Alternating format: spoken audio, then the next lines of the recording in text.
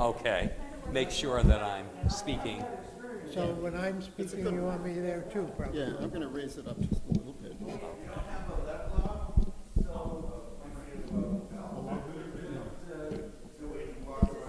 Okay. Do you want to test it, or you would? No, I'm testing it already. It's Okay. Good.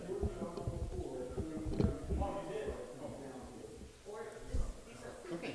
All right. Perfect.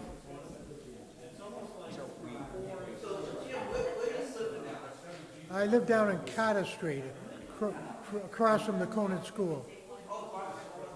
Yeah, that little street that, who?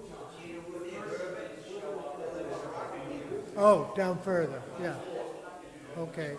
No, that's south of Rollins Park, and we're 2 streets north of Rollins Park. Not yet. One of the streets that goes between South and Broadway. So are you still affiliated with St. Paul's Church? Absolutely, very much so.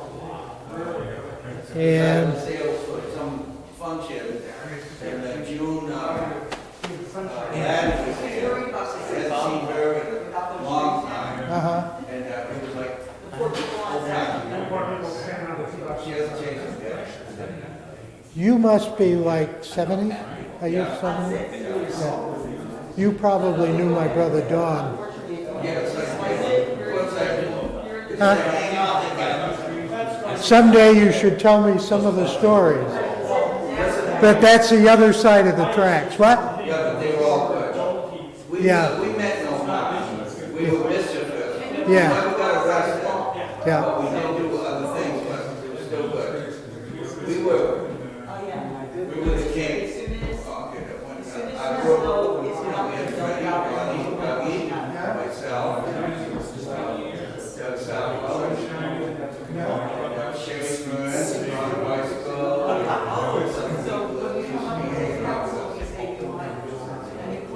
we had some good guys. Joe Lapierre, the musical museum over there.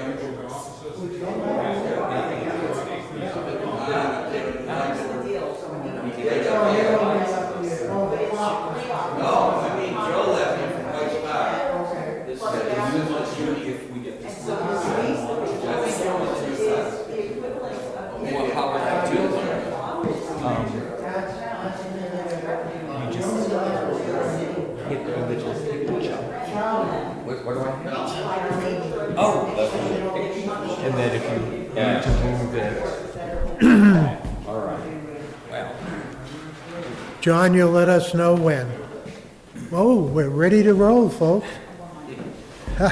Welcome and have a seat. Well, welcome, folks. I'm Jim Milliken, chairman of the Concord Historical Society, and this is our second Thursday of the month history program that we've been putting on now for several months, and we're really pleased you can all be here tonight. One interesting thing, if you're here to hear different roots, common dreams, you're not going to hear it tonight.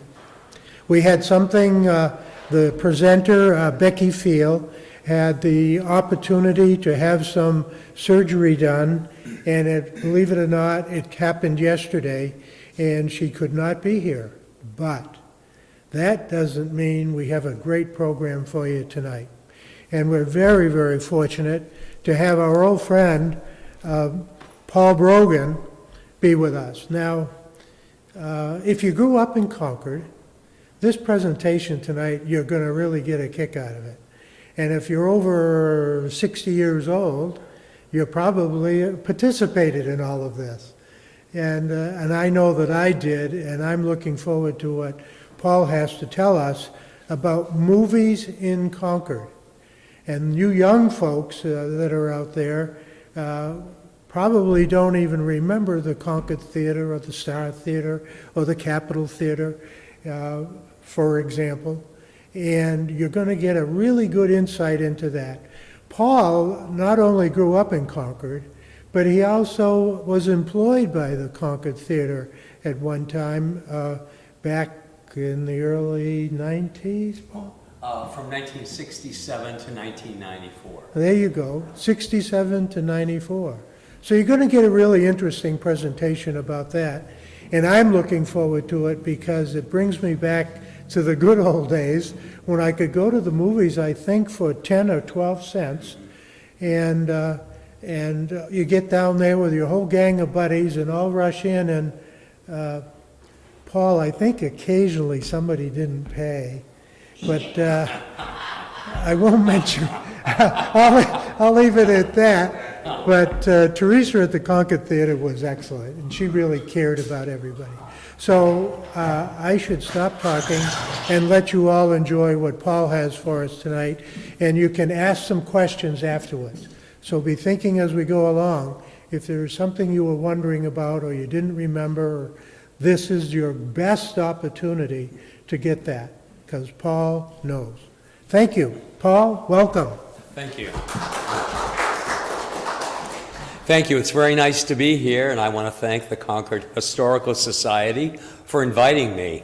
And I want to also commend them on the great work that they do to help maintain the past, the present of our great community for the future, and so that people can have a chance to discover that which might not be here any longer. Their book is a great resource, which I note is over there and available for anyone who hasn't read it. But Concord's history has always fascinated me, and I was fortunate to grow up here and to have friends of my parents who knew a lot about Concord's history. Stephen Winship was a friend of my mom and dad and would sometimes come to the house way back when I was very young and would tell great stories about the city. And my parents were also very close with Dot and Whit Levensaler, who owned the Concord Camera Store. And Whit grew up in Concord, and he chronicled all of those years with pictures. He took thousands of pictures of Concord through the years, and he would bring the albums over to the house and let me look through them. And it was just really a wonderful chance to discover the city I was living in. There was also a great used bookstore on Warren Street in a basement run by Ella Anderson and Helen Young. And they had just about every kind of book and postcard of Concord going way back. And they were probably in the early 60s, in their 50s, although I thought they were probably about 90, because when you're a young child, that's how you perceive people. But they would talk about going to White's Opera House to see movies and going to Conn's Theater on School Street, and they would talk about all of these things, and it really made me even more curious as to what people in Concord did for entertainment. And certainly the movies were probably one of the top sources of entertainment for people in Concord. It dates back to 1897, so 125 years ago. The first film was shown in Concord, and that was at White's Opera House on the corner of North Main Street and Park Street, where the Patriot Building is now. And it wasn't really an opera house in the sense of the Metropolitan Opera House. There were occasional operas and Gilbert and Sullivan operettas that played, but basically they were concerts and there were lectures and there were plays that were put on there. In 1897, movies were very much in their infancy, but White's Opera House decided to give it a try to fill out their schedule because there were sometimes not enough plays and live events to fill up, an entire year. So they brought a short film in. It was about 15 minutes in length, and everybody that was available to come packed the theater, and they were absolutely in awe of what they saw.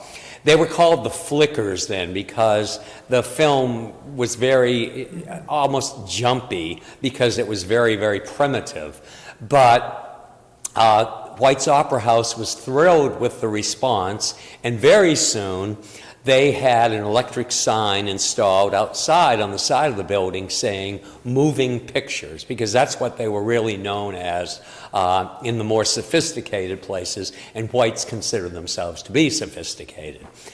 They were so popular there that the Phoenix Hall decided to get in on the action. They were doing mostly boxing matches and some lectures and things that appealed to the masses, but movies were not something that they'd ever considered doing. But when they saw the lines forming outside White's Opera House, they decided, okay, well, let's give this a try and see. So they started showing movies there, motion pictures there, moving pictures, I'm sorry.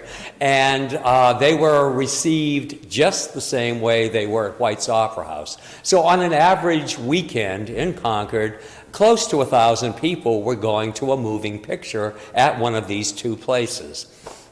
In 1904, the City Auditorium opened, and like the other two places, had plays and touring companies coming through town, but they saw that these other two places were really doing well with moving pictures. So the City Auditorium got in on it.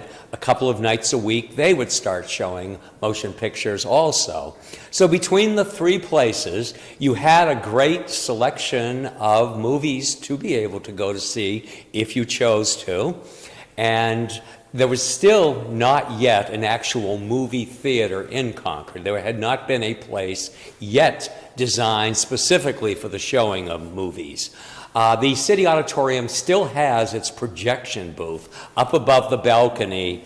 It is, we had pictures and we've had a minor error with our being able to show you, but I was going to show you where it is if you're ever in there. But it's at the highest point behind the balcony, and that was the projection booth. Occasionally, even into the 60s, they would show an occasional movie there. In fact, the Walker Lectures a couple of times in the 60s played movies, and I remember seeing them at the time. But Concord still did not have a real movie theater until 1912. Jacob Conn, C-O-N-N, not C-O-N, lived in the area, and he decided that he was going to build a movie theater. He was able to buy a lot on School Street very, very inexpensively, and he went and built a theater on that lot called Conn's Theater, and opened in 1912, and it was specifically a movie theater. He put everything he owned into it, and it was supposedly absolutely gorgeous inside. I have never found any interior pictures of it. I don't know if anyone ever took them. Whit Levensaler remembered going there in the years before World War II, and he said, as kids, that we would go in there, and it was just like being in a palace, he said. It was so beautiful inside. Jacob Conn was a bit of a con, and he had some problems or something happened. No one really, I did a lot of research when I wrote my book on the Concord Theater and Concord's love affair with the movies, and I couldn't find specifically what happened. But he left Concord under sort of a cloud, went to Providence, Rhode Island, bought a radio station, built a theater in Providence, ran for the mayor of Providence. He didn't lose.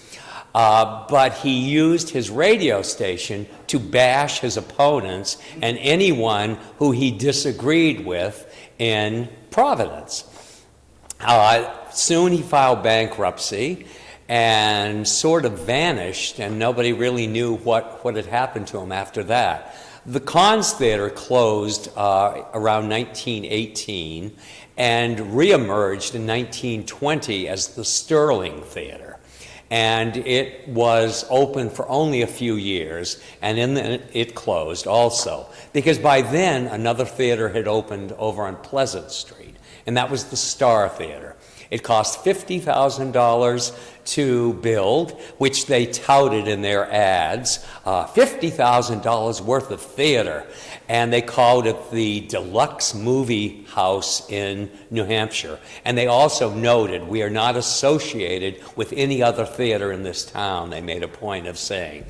They opened in 1915.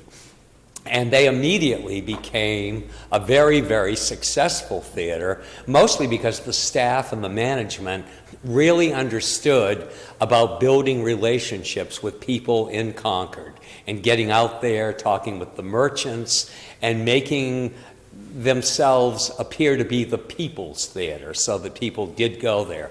They remained open from 1915 until 1951. So for 36 years, they were a very popular stop for people in Concord who wanted to go to a movie. White's Opera House burned down in 1920, so that was the end of movies being shown there. Phoenix Hall moved away from showing movies for the most part. City Auditorium, once the Cons and Sterling closed, began to show more films there. So you had a choice of the City Auditorium or the Star Theater. And a certain father of a future president looked at Concord as an opportunity to make an imprint on the movie business here, and that person was Joseph Kennedy, the father of John, Robert, Ted, etc. Joseph Kennedy made his money in bootlegging and movies. He formed a chain of theaters called Maine, New Hampshire Theaters that had theaters in New Hampshire, Maine. It also had a couple of theaters in Vermont and a couple in Massachusetts. There were 30 in all in his chain.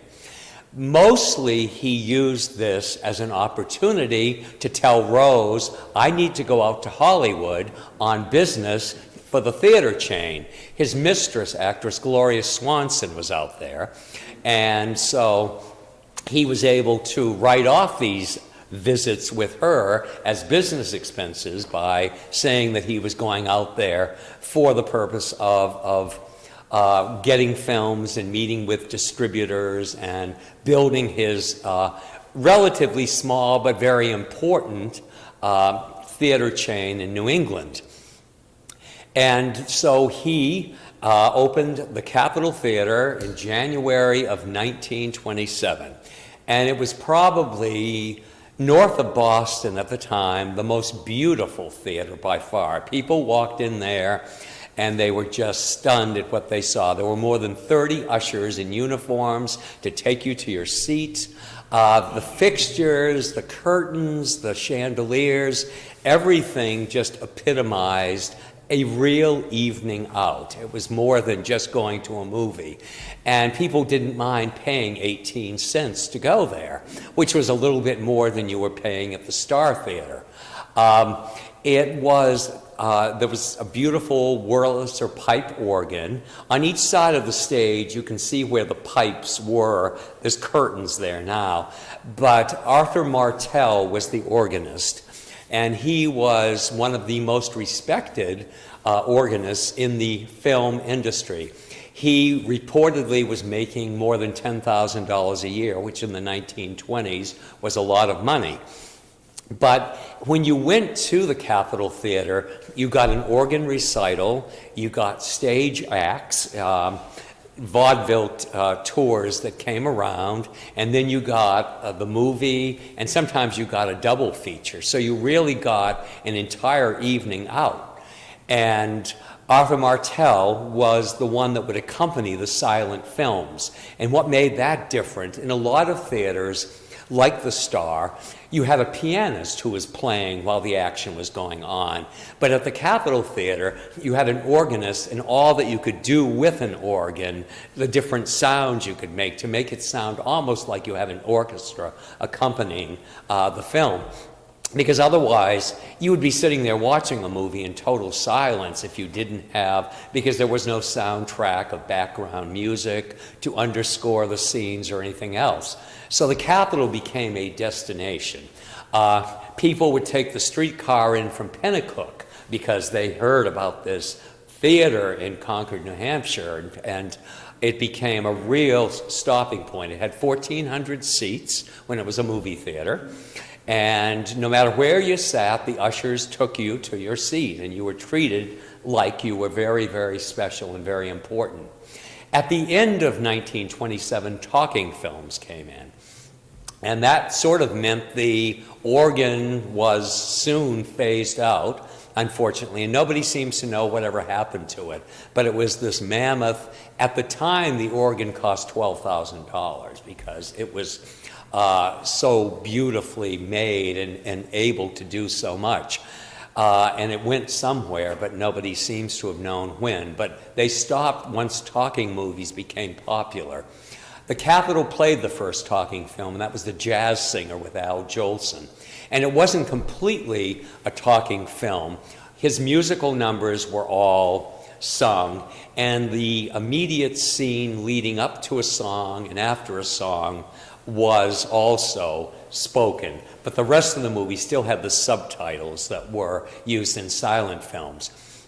But by 1928, the Star had converted to talking films also.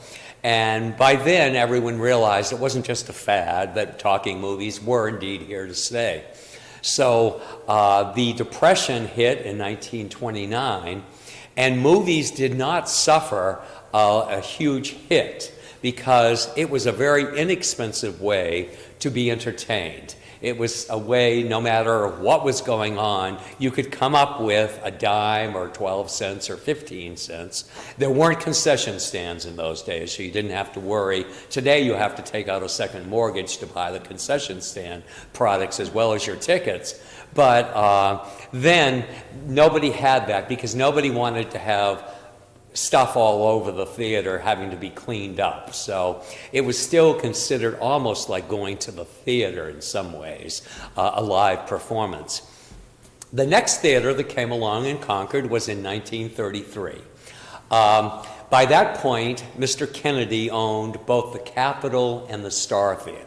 And so he had basically a monopoly, which meant on his trips in between liaisons with Gloria Swanson, he could select the cream of the crop as far as the movies to play at his two theaters. And he liked that. It was easy. John Ford was the man that ran the day-to-day operations out of Boston for the chain. And it was, easy because all the theater companies, film companies, were coming to them saying, oh, please play our movie, please play our movie. And that made it, very, very easy. You changed films 2 or 3 times a week. So, excuse me, a film didn't play a week or 2 or 3 like they do now. You usually played a film on Sunday, Monday, and Tuesday, and that would be often something that was rather serious in nature, not usually a comedy, but something much more like A Tale of Two Cities or Little Women or something like that. Then Wednesday, Thursday, Friday, and Saturday would be something geared more to the family. And some theaters changed 3 times a week so that Friday and Saturday they would have something that would be geared toward the family, either a serial, a Western, something that would bring the kids in on the matinees. In 1933, Joseph Charbonneau, who had been running a theater in Nashua, contacted Wenceslas Canton. He was a very successful building contractor in Manchester. And he said, I think we need to open a theater in Concord. Manchester had 14 movie theaters at that time. Concord had 2. And even though we were only a third the size, about 24,000 people, he felt there needed to be another theater to accommodate the number of films being made, because a lot of films never played because the Kennedy chain did not want to play certain types of films because they thought they were inferior. The big studios were at Metro-Goldwyn-Mayer, known as the Rolls-Royce of studios, Paramount, Warner Brothers, and 20th Century Fox. Then the next tier were RKO, Universal, and Columbia. And then at the bottom of the rung, you had what were called the Poverty Row Studios, Monogram and Republic. And although some of them sometimes made films that were very successful, but they made films very inexpensively, so that the bottom line was they almost always made a profit. And there weren't always huge stars in their films. So Mr. Canton and Mr. Charbonneau split the cost of buying the former Norris Bakery building. And then Mr. Canton, who wasn't really interested in being actively involved in the movies, did all of the interior work to create the theater. And then he and Mr. Charbonneau would split the profits, but Mr. Charbonneau would do the booking of the films. Mr. Canton wasn't especially trusting of Mr. Charbonneau after checking out a few other places where he had worked. So to make sure his investment was being protected, he put his 19-year-old daughter, Teresa, into the box office and also had her doing the bookkeeping to make sure that it was coming back to him, excuse me, what exactly was going on and what wasn't. So she started there in October of 1933 on the first film, The Sweetheart of Sigma Chi, and remained there for 61 years until the last picture show, Andre, the story of the seal that used to come to Maine. Teresa quickly moved up to helping to book the movies because Mr. Charbonneau had other interests locally. And she eventually, the Cantons bought out Mr. Charbonneau's share and took over the theater entirely because what they were mostly playing were money-making films, but Teresa said, if I hear another Three Stooges, movie, or the Bowery Boys, or some of the serials that were being played weren't always the best of the serials. So she wanted to play things that were a little more elevated in quality, which was able to happen once that she took over. However, Mr. Kennedy was not happy about that. He came up and met with her and threatened her and poked her in the chest and said, "You women need to know your place." I don't think he talked to Gloria Swanson that way, but who knows.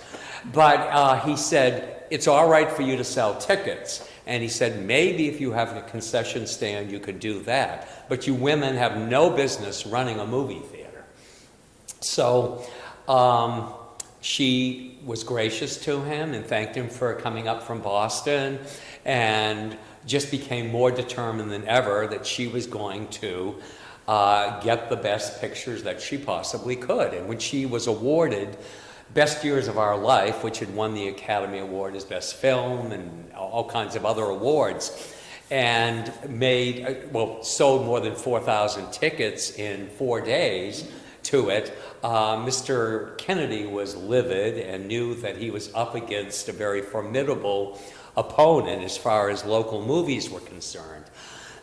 The difference with the Concord Theater, and what Teresa always said was, we're not fancy like the Capitol Theater or even the Star Theater, but she said, we're the place, the girls that work at Woolworths and Newberry's, when they get out of work, they can come right over and see a movie.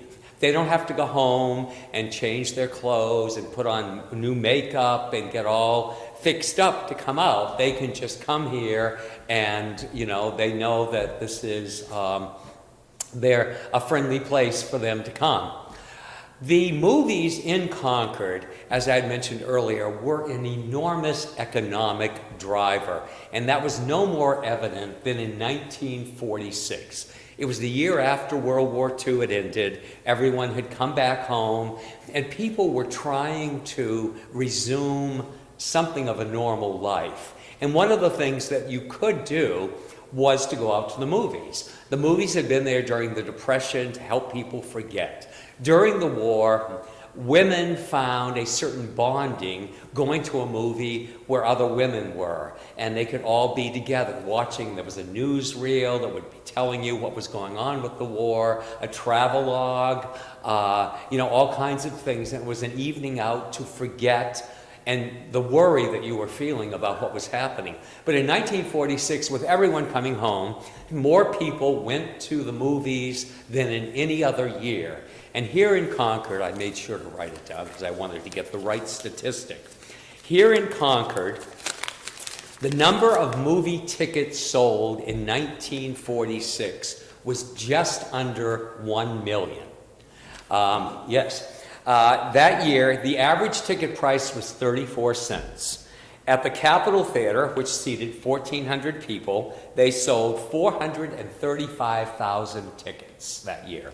The Star Theater, which seated 1,000, sold just over 300,000 tickets. And the Concord Theater, which only had 499 seats, so much less, still sold 230,000 tickets. So that year, and the average weekly attendance at the Concord Theater in 1946 was 4,400 people a week going to the movies. So downtown Concord, between the three theaters, more than 10,000 people came downtown specifically to go to a movie and then maybe shop or go out to eat or something. So as an economic drive, it was a phenomenal source of revenue and activity in the downtown area. And even years later, I mean in 1968, when we played Valley of the Dolls at the Concord Theater, during a month run of the movie, we sold more than 15,000 tickets. And not a single person will admit to me if I run into them that they were there seeing it, because it was condemned. The film was condemned by the Catholic Church, and if you went to see it, you were in a state of mortal sin, was what was told. I was called into Father Limoges' office at Bishop Brady and told that I should not be working during the run of the film because the Catholic Church has condemned it, and I should be ashamed of myself, and that I needed to go to confession every week and confess, which I did at St. Peter's Church. Every Saturday I went in there and confessed that I had been in the presence of Valley of the Dolls 14 times that week, 2 evening shows. And Father Goodwin, who was in the confessional, spoke through and he said, I said 2 times an evening, 14 times this week. He said, are there no matinees? He wanted to make sure I wasn't missing a chance to be forgiven for my sins. But while we were playing that film, the Capitol Theater was playing Wait Until Dark and Guess Who's Coming to Dinner, and they were attracting thousands of people. So as late as 1968, on a Saturday night, we would have 2 shows, 1,000 people, and they would have probably 1,500 to 1,800 people there. So the movies were still continuing to produce activity in our downtown area, even with the Star Theater being gone. So anyhow, in 1951, movies started to feel the changes that were taking place in the community and around the world. Television was one of the big things that really hit the movie business, because you could go to the living room and turn on the television and be entertained. You didn't have to go out. And people still dressed up often to go out to the movies, because I remember as a child, on a Saturday, my mother would be fixing her hair, putting on makeup, getting dressed nicely, and I'd say, where are you going? Oh, we're going down to the movies. And you still got dressed up, but you could sit at home and watch your television, and you didn't have to do that. Plus the arrival of the Concord Drive-In Theater in 1951. Drive-ins changed tremendously the way that movies were shown, because the whole family could go in the station wagon, the kids in the back and the parents in the front, get a double feature. You could make your own popcorn at home and sit in the car and have it. If you were at the Concord Drive-In Theater, the mosquitoes would come in looking for your blood because you had to leave the window open a little bit, and it was right there on the Merrimack. So the swarms in the summertime. I thought my mother one night was doing aerobics. She was doing this to swat them away so they didn't get in the back where my sister and I were. But it still was such a new concept. In fact, the Concord Drive-In would sometimes have something called From Dusk Till Dawn. Movies ran from 8 o'clock in the evening until 6 a.m. in the morning, and you got 5 features, and you just stayed for one price, and as many people as you could hide in the trunk so that you didn't have to pay for them. It was... And then soon after that, another drive-in opened, the Sky High Drive-In up in Bosquen, off of the Daniel Webster Highway. Sometimes it had a reputation as the Passion Pit. We were not allowed to go there. If a movie was playing there I wanted to see, and I would tell my parents, she said, no, we don't go there. That's a bad place. And so as a child, you're wondering, what is so bad about it? But it was another opportunity for people to go to the drive-ins, and the Capitol Theater saw a tremendous loss in business, even more than the Concord did, once the drive-in opened, and that, of course, gave Mr. Kennedy a hissy fit, because he had to close the Star because there was not enough business anymore to warrant a 1,000-seat theater and the staff associated with it and everything else. Plus the neighborhood theaters. We had 2 neighborhood theaters in the greater area. We had the Scenic Theater out in Pittsfield, and the Scenic was run by Arthur Dame. Arthur had worked at the Concord Theater once, and then he worked at the Palace Theater in Pinnacook. And Arthur had movies in his blood, and when he had the chance to open the Scenic in Pittsfield, he jumped at that. And then the Irwin family in Pinnacook owned the Palace Theater, and that was, both of these were second-run theaters. In other words, they could not get a movie until 30 days after it had finished its run in Concord. Concord had exclusivity as far as that was concerned, and then it would go out and play in those smaller theaters where they could get it for a flat rate, $100 to play a movie, and anything over $100 was their profit. Because there wasn't video, movies weren't showing up on television the way they do now, so that was a chance. If somebody had missed it during the 3 days it had played the Capitol Theater, they could go out to Pinnacook and see it there.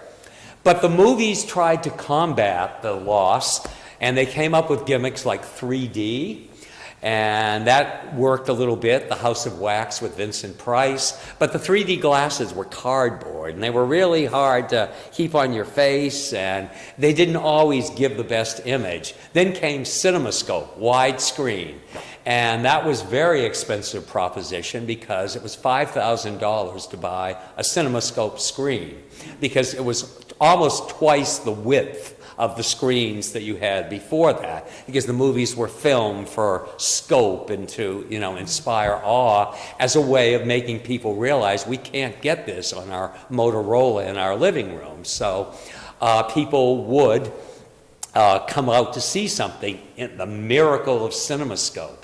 The Palace Theater got exclusive rights to all Cinemascope movies for about 6 months, much to the chagrin of Joseph Kennedy, who made another trip to Concord, this time going to see the Irwin family and threatening them. But they signed a deal with 20th Century Fox that they could play Cinemascope movies before anybody else.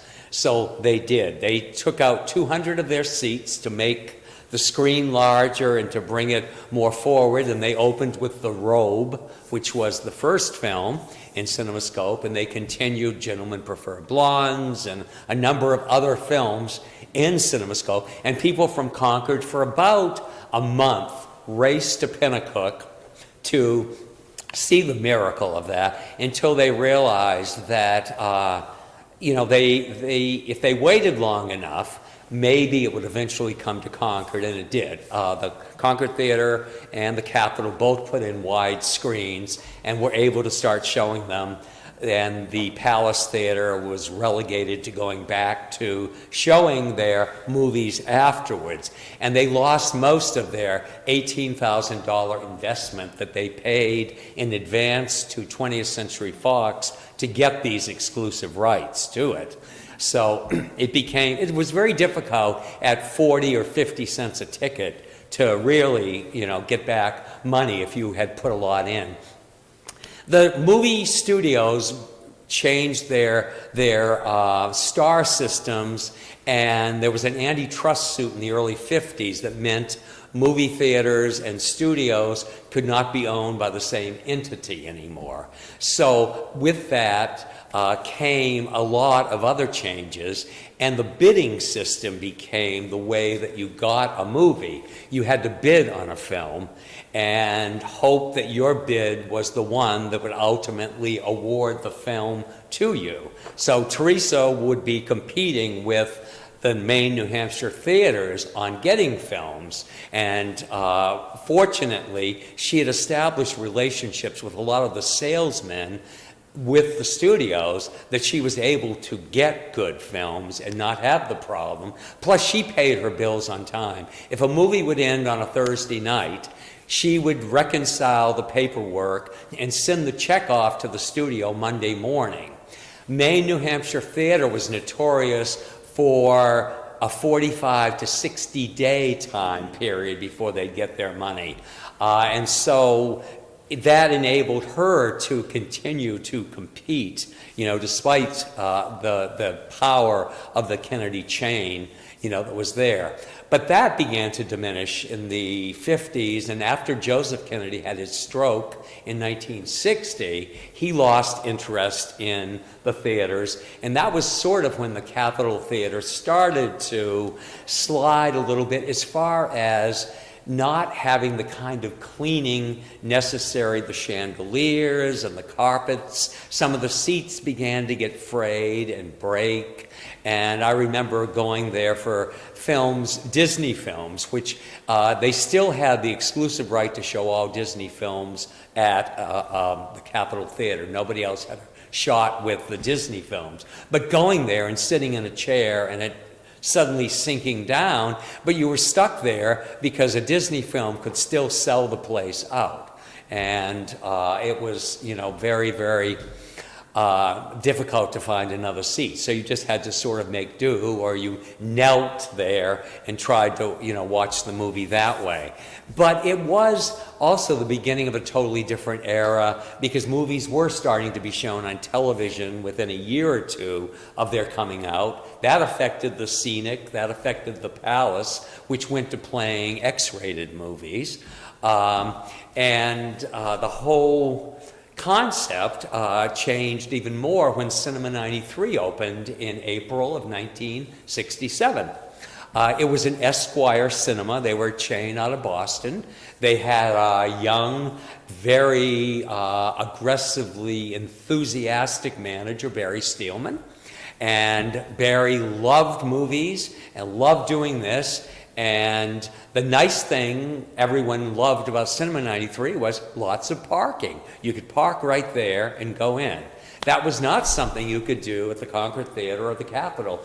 Although in all the years I worked at the Concord Theater, I never heard anyone gripe to Teresa about where they had to park. But if you had a show where you had 1,000 people between two shows, and there was some overlap as far as people were in line for the second show while the first one was still going on. So there had to be at least 300 or 400 cars if people drove.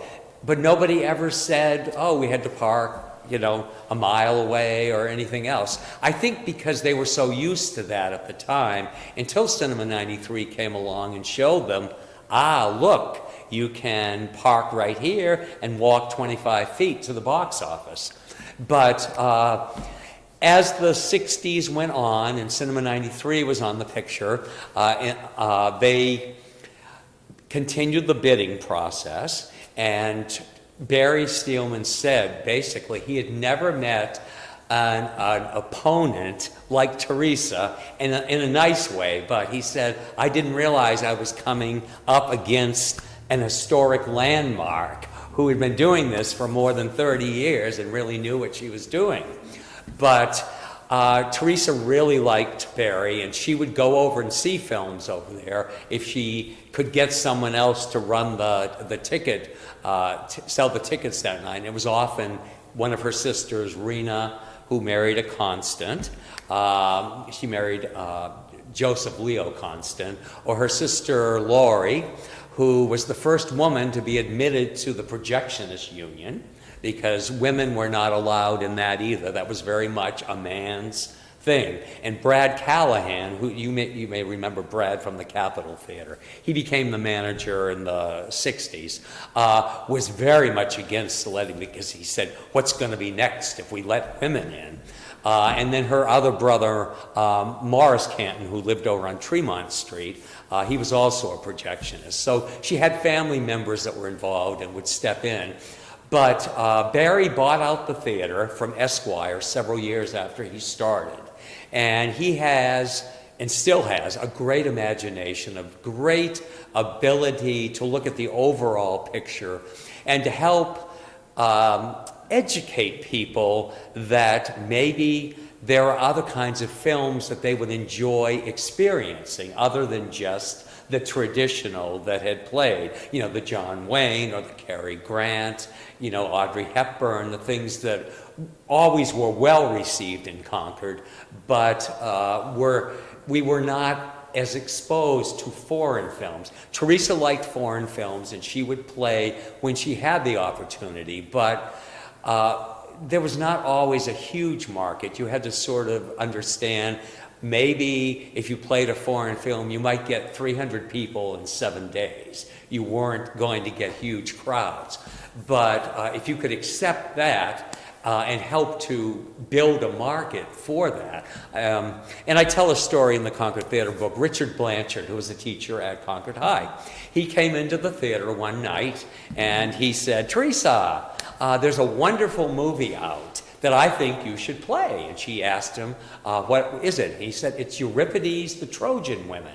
And he said, it's Vanessa Redgrave and Katharine Hepburn and Irene Pappas. And he said, it's wonderful film. It's down at the Exeter Theater in Boston, which played a lot of art films. And Teresa said, okay, I will take your recommendation on it. And he said, you're probably not going to get a lot of people. And she said, well, that's all right as long as they like what they come to see. So she got the film, and about 100 people came to see it during the entire time.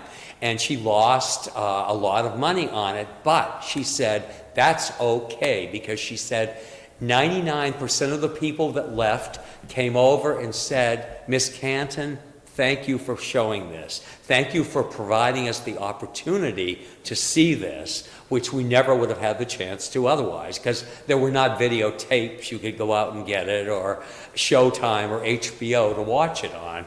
So this was the only chance people had to see a film like that. And Barry was much the same way. They both established a personal relationship with their customers and listened to what people said, listened to the criticisms. People would come out of the Concord sometimes and say, what a piece of crap that was. How dare you show a movie like this here? And she would just take out a pass and say, here you are, or would you like a free popcorn or something else, and listen to their complaint, but you accepted that everybody wasn't going to like everything that you played. But that was the kind of personal touch which you don't get at a movie complex, you know, today. Every time you go up to Regal, a different person may sell you the ticket, a different person may sell you the concession. There isn't the interpersonal relationship. Teresa would call up Lillian Garofoli, a friend of hers, and say, Lillian, I've got a movie coming this week. You're going to love it. Come on down. And she would, and she did like it. So she knew what people liked, and Barry was very much the same way. The drive-ins went out in the 80s. The Concord drive-in lasted till 85. The Sky High closed in 84. People just didn't want, it was sort of uncomfortable after a while in the summertime. And the fact also that the seasons were so short, drive-ins started losing money unless you were in a climate where you could run drive-ins 12 months of the year. But basically, the drive-ins opened the middle of April, 3 nights a week, only on weekends. Starting on Memorial Day, it was open 7 days a week until Labor Day. Then from Labor Day to Columbus Day, back to 3 days a week. So the rest of the year, for 6 months or more, it just sat there empty. And it was just very, if somebody was employed as a manager at the drive-in, they had a 6-month job, and then basically you were out of work. The same with the projectionist. So drive-ins around here started really fading out in the 80s. The first movie complex that we had up in the Heights, which was lastly the Entertainment Cinema. It went through a number of different names: the Merrimack Cinemas, Sony, USA Cinemas, SAC Cinemas. Was a 4-plex when it opened in 1979. Later they expanded to 6. Most people's fondest memory is having the bottom of their car removed in the parking lot. The parking lot was nothing, there were more craters than on the moon. It was unbelievable the condition the parking lot was in. They say there are still people's cars in those craters, even though underneath the parking lot for Dairy Queen. I worked there as a manager for 2 years, and I walked from up by White's Park up there because I didn't trust the car being in that parking lot. It was so bad. But that was our first multiplex cinema when that opened.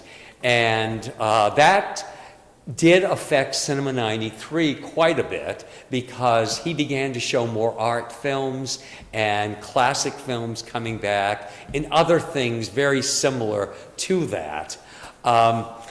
And the Concord Theater continued to be able to get the first-run films. The Capitol Theater went into the Alosa family for a while.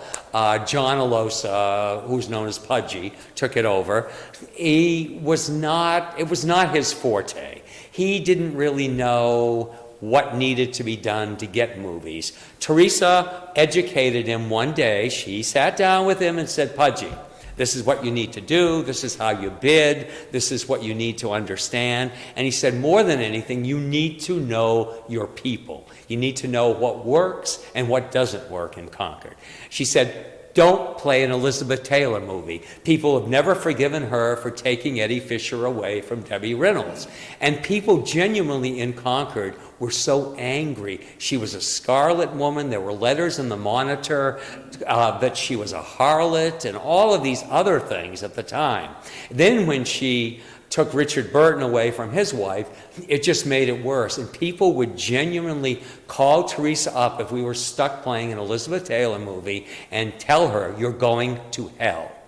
So it was really, there was an adamant feeling against. There was a certain segment of the city that was very, very focused on what was playing. It would make their feelings very, very known if it was something they didn't approve of. When Peyton Place played Concord, that was just... In Manchester, William Loeb would not even allow the union leader to run ads for the movie. The ad said, for feature call theater. Here in Concord, it did run, but they had to put in huge, bold letters, adults only, because it was to satisfy a certain element that thought this was just, disgusting. They wanted to film the movie here in New Hampshire, and William Loeb created such an uproar that they filmed it in Maine, where there wasn't any kind of uproar. But it would have brought all kinds of revenue to New Hampshire, but because of the subject matter that seemingly depicted small-town New Hampshire in a light that people didn't want to believe it actually could be in some places. So, But the Merrimack Cinemas arrived. Cinema 93 became very much an art house with tremendous success. Probably the model for what an art cinema should be.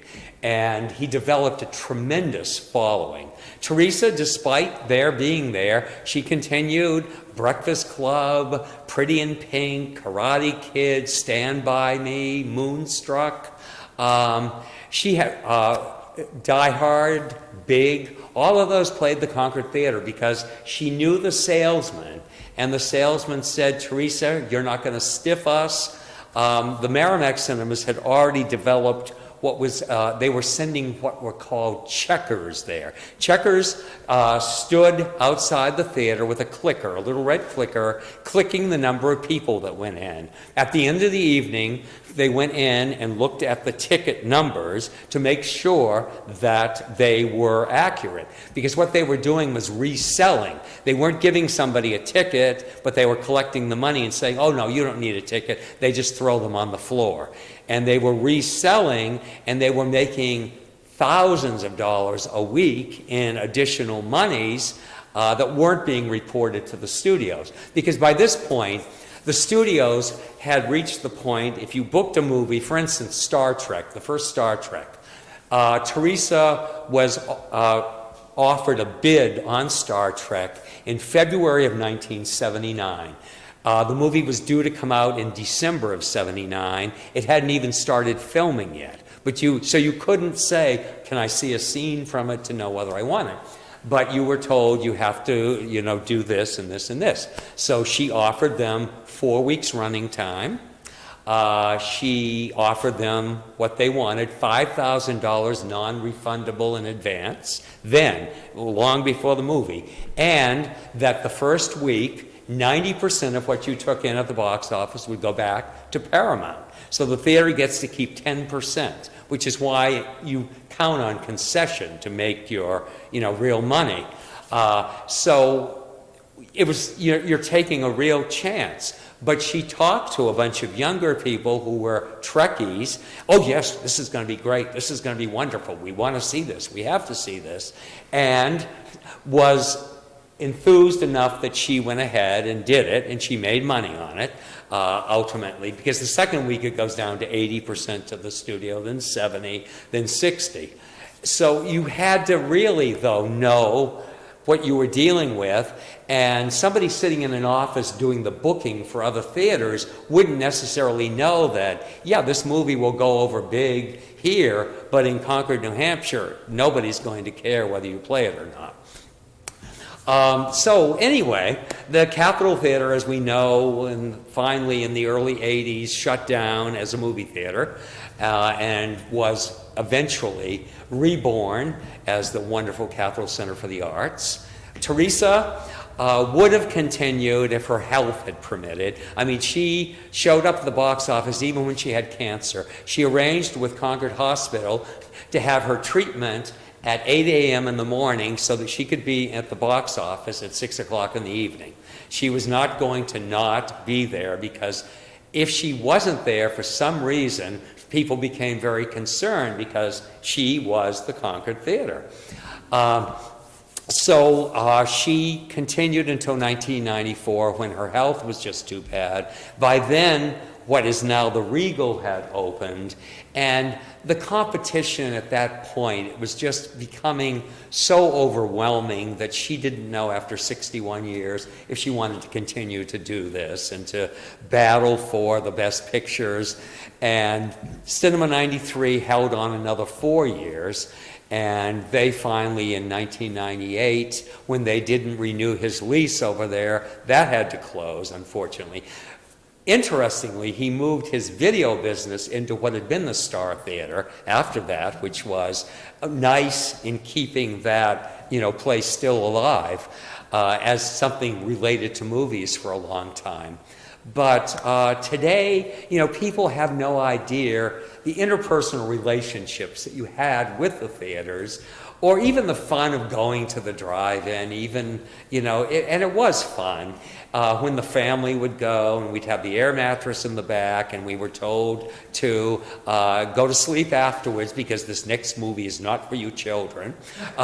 One time it was Psycho, and I was 8 years old, and suddenly I heard Janet Leigh screaming, and I started to put my head up, and my father grabbed my head and held it down like this, and he said, "This is not for you." And I never forgot hearing that screaming and wondering what was going on. But it was a wonderful part of our community, and movies are still here, but it's not the same. Red River is wonderful, and it's great to still have a downtown independent movie theater in our city, and that's great.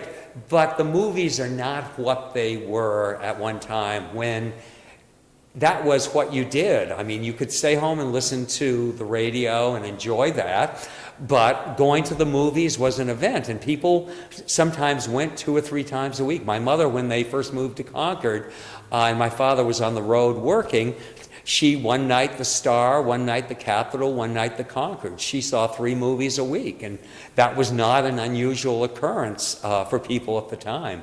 And they just were such an important part of showing people the entire world out there that they might never see otherwise, outside of right here. So that's 125 years of the movie, rather condensed, but if you have questions, this is the December 31st movie page from the Concord Monitor, which shows you everything: the Capitol Theater, the Palace, the Star, the Concord Theater, midnight shows. 75 cents you got movie, vaudeville, and a noisemaker at the Capitol Theater. But it shows how, the ads were big back in those days, because that's how you really grab people's attention, or the placards that were put in the windows of barbershops and beauty salons. And the kids that took those around for the Capitol Theater and for the Concord Theater got a free movie out of it and a free box of popcorn. That was all that they got, but they went to all the businesses and put the placards in the windows, and that was how you knew what was coming for a movie. So a Concord Theater on the south-facing side would also put these gigantic 20 by 30 posters up there that were pasted on and everything. And I remember as a child coming into town, the movie coming was 7-Year Itch with Marilyn Monroe. The poster showed the skirt going up and all of that. And as we came into town, I said to my mother, "What's that? What's happening over there?" And my mother said, "You're way too young to know." Anyway, that was sort of what movies were to Concord, and what an important part of our history and our life and everything they were. So. Wow, Paul, this is fantastic. Excellent. And by the way, when we get done, come on up and take a look at this. This is really fascinating. But I said there could be room for questions. And if you're from Concord, boy, did he hit a bunch of things for you to recall. Is there any favorite memory that you have of the theater? And don't just jump up. But yeah. My memory of the entertainment thing, whatever it was. Yes. On the heights, there was the buckets that would catch the drippings. The drippings up there. Yes. The parking lot didn't bother me, probably because I got there on a bicycle. But boy, once you got inside the theater, in the last years, after USA Cinema and Sony sold it, they stopped repairing it, because by then the other, where Regal is, had opened, and they were having a really difficult time getting pictures, and they didn't put anything into as far as repairs and things, because seats broke in there all the time. They were roped off, and the restrooms overflowed, and they had all kinds of unfortunate problems up there. So it's appropriate Dairy Queen has taken its place, and it's much nicer. Paul, I got a question about. Jay, you got one back here with, Oh. I'll be right, Be right with you, Mike. right with you, Mike. Jay. Where did the various movie theaters get their candy? I'm sorry. Their candy. Oh, the candy, Treesman's, I believe, was where, that's where we got it at the Concord Theater. She would get it almost every 2 weeks. They would come in and bring it. And what was the most popular? Most popular were, what are those? Yes, but those, Good and plenty. no, they're like licorice things. Good and plenty. That's No, what the I was long thinking. things. Twizzlers. Yes, the Twizzlers. The red Twizzlers we couldn't keep up with. They would just, almost everybody coming in for a period in the early 80s, grab Twizzlers. The black Twizzlers, nobody wanted them. You couldn't give them away. But the red ones were, right, and also, Almond Joys and Mounds went really well. Peanut M&Ms, but not plain M&Ms, didn't go. And they did like Good and Plenty's, but Junior Mints weren't real big. We couldn't, people didn't like for some reason. I don't know why, but, and the popcorn, if she made it fresh that night and she put on the vent that sent the fumes into the theater, people would stampede up the aisle for the fresh popcorn because it was really good. Absolutely. Mark? Yes. Well, I have a question about matinees on weekends and kids. Did parents, like, I remember my parents doing this, they drive in front of the theater, drop us off. Yes. See in a couple hours. And there was always B movies, at least, or C movies, I don't know, westerns and sci-fi and everything else. How important was that in the 50s for the theaters themselves? Did it generate enough revenue? Yes. That was because most of the films that were shown, the serials or the westerns or even the Bowery Boys into the 50s, were very inexpensive to buy. They were usually a flat rate. So if you got 400 or 500 kids in there, even at 30 cents a piece, you more than made enough. And they were big on buying candy and things. And the popcorn was only 15 cents. So it was very, very popular. And she always said, I'm a glorified babysitter. And later on, after Cinema 93 opened, Barry Steelman's father, Arthur Steelman, worked there. He was a big, imposing man who looked like Alfred Hitchcock, who would walk up and down the aisle for crowd control, and everyone would be totally silent. And Teresa always said, do you think if I called up Barry Steelman, I could rent his father because we have a matinee today and there's going to be a lot of kids. But it was huge. The matinees always did very, very well. And it was, and the kids roughhoused, and during a dull part, if the cowboy was going to kiss the girl, everyone either came out in the lobby to go to the bathroom or to buy popcorn or something, because it was sort of the boring part. But they were very, very successful as far as drawing people in, and parents were anxious to get rid of the kids, so better to, stick them in a movie theater and know that they're going to stay. We had one over Yeah. here. The young lady in the back? Did I have my hand up? No. I remember the Cinema 93 as opposed to the two uptown being like shiny and stuff, and you couldn't bring your ice cream cone. You had to eat that in the lobby. It just had, it was not even, it was flat on the top, but yeah, my father worked at the drive-in and we thought we were cool because, he had to stop at the thing, but we got in way past the line. And I apologize. I thought it started at 8 and I missed everything except for what I did see, and thank you very much. You're Thank welcome. you.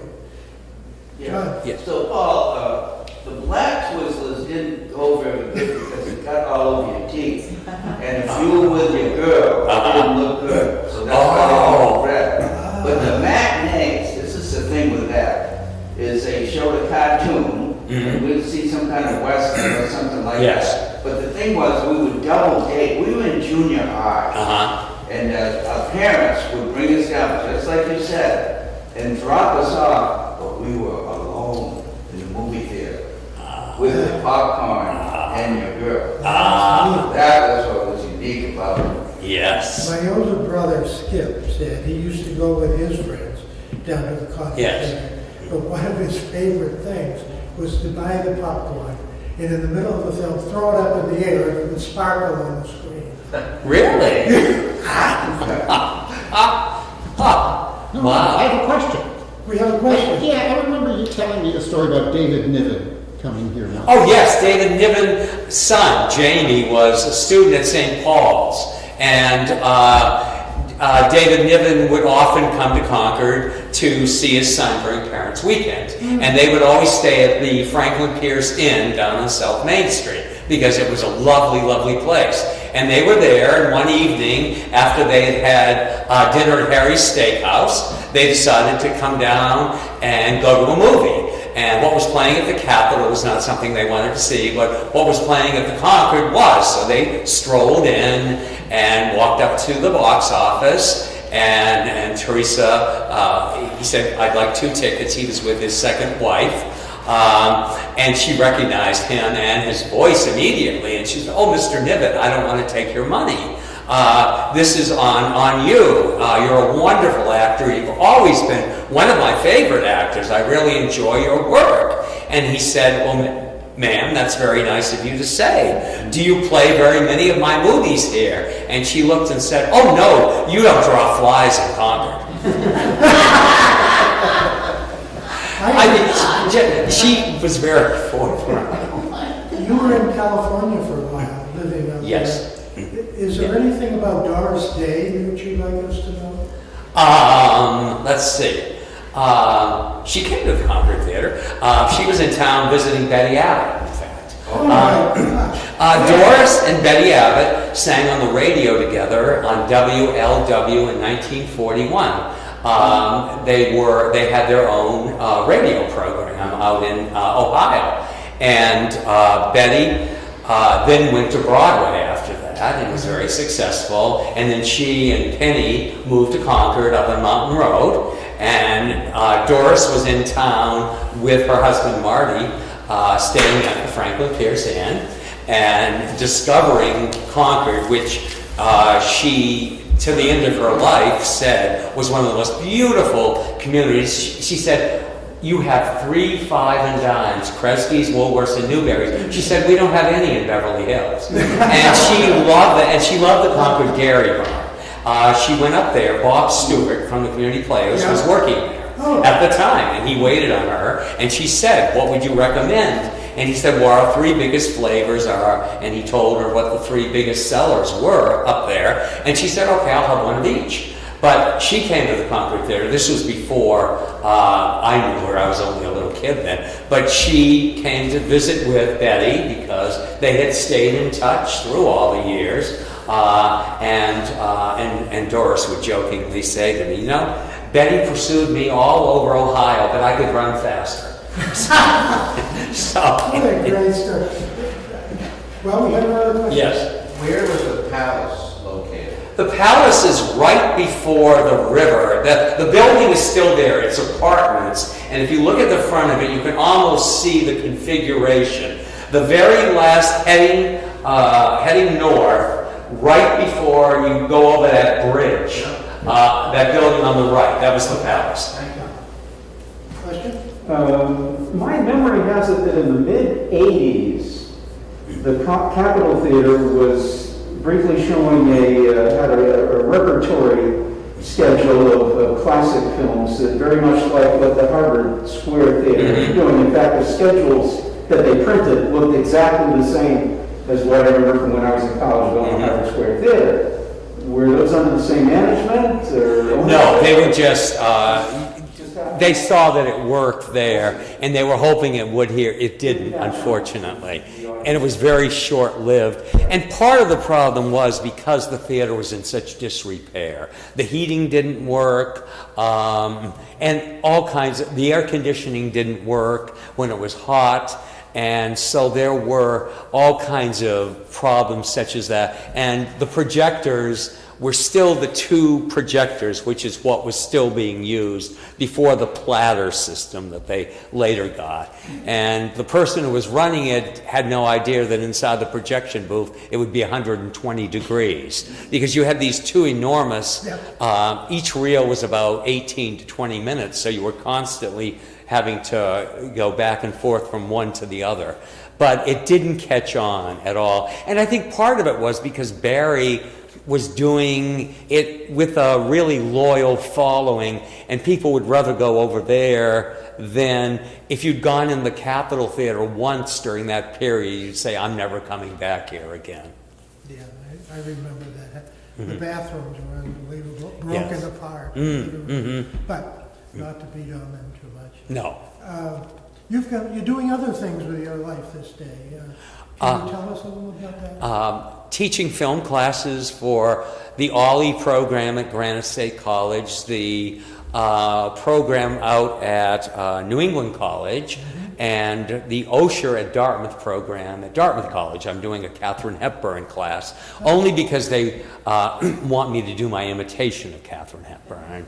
And Oh, you're going to do that for us? no, you have to take the, no, it's, because I did it for her in 1984 at her home in New York City. And I thought I was really special doing it. I really thought anybody... Well, as a child, it was easier to imitate Katharine Hepburn, Carol Channing, Mae West, certain voices you can do really well. And my father said to me one day, Paul, come and see me when you can imitate John Wayne. Because he was mortified that guests would come and they'd all say, oh, Paul, come on, do your Carol Channing or do your, the Katharine Hepburn. And they thought it was just so cute, this 8 or 9-year-old kid, coming downstairs in his little suit and doing these imitations. But anyway. Now, you've written a book, too. You've got a book coming out? Yes, I have a new book coming out June 30th at Gibson's called A Sprinkling of Stardust Over the Outhouse. And I will say no more about it. But I do tell the Katharine Hepburn story of being at her home on the Upper East Side and my imitation of her. Wow. So. Thank you. Any other questions? Or I want to let folks know that next month, our program on the second Thursday of the month is going to be about the Concord Fire Department. Now, that may not sound interesting, but it really is. You would not know they actually have a museum in the basement over at the Central Fire Station, and they have got some artifacts that'll just blow you away, including such things as the old Abbott Downing folks were doing fire trucks after they got done with Concord coaches, for example. There's a lot to see and learn next month on the second Thursday. So I think that does it for this evening. Thank you all. Thank you. I appreciate it. Thank you. Thank you. My pleasure. My pleasure. Come get something to eat and, take a look. This is fascinating.